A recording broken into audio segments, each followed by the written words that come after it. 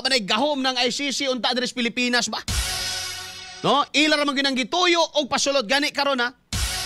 Gi-question mga higala ni Attorney Nicholas Kaufman ang kining post karon mga higala ni Senador Trililing, former Senador Trililing Trillanes mga higala.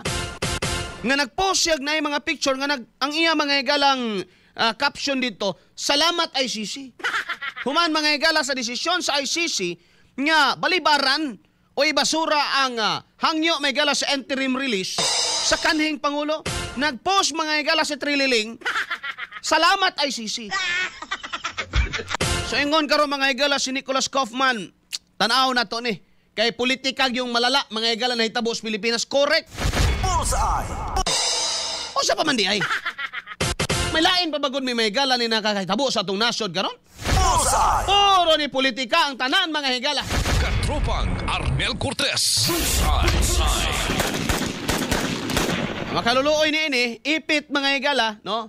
Kung mag-away ang mga dagko, ipit yun in taong mga utitod, no?